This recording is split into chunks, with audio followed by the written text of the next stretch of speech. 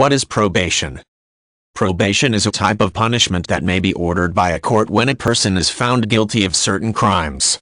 It gives the judicial system power over a person by outlining a probationary period. During this time, there may be a number of activities and behaviors which are required or forbidden. This type of punishment may be available in the state and federal judicial systems, but it is not an option for all offenses.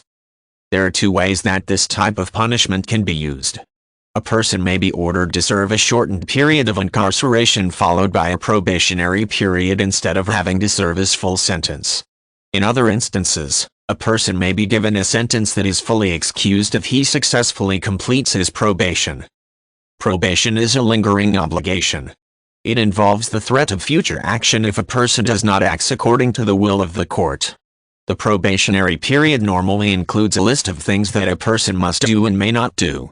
For example, a person may be required to obtain counseling, keep a job, and stay within a certain jurisdiction.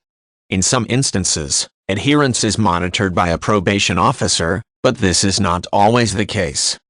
If a person does not want to live by the conditions outlined, he can opt for incarceration. A defendant generally has to agree to probation. A judge is not allowed to simply order probationary periods because he wants to exercise authority over a person's life. A person may want to reject this option for a variety of reasons. Common motives are risk or conditions that outweigh the potential sentence. For example, a man may be found guilty of the domestic abuse of his girlfriend. His sentence may have the option to serve a year in jail or 6 months in jail with 6 months probation. One of his conditions may be that he is to have no contact with the woman. Knowing that he is unlikely to adhere to this condition and that she may consent initially then report him when she is angry, he may opt to serve the full jail term. The conditions that are outlined during the probationary period may also not seem worthy to a person convicted of a crime.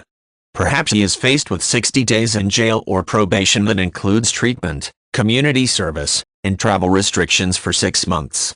Since something as minor as missing treatment and crossing state borders to visit his child will be violations, he may choose the jail sentence. Violating probation often results in a harsher sentence than a person would have had if he chose to serve his original period of incarceration.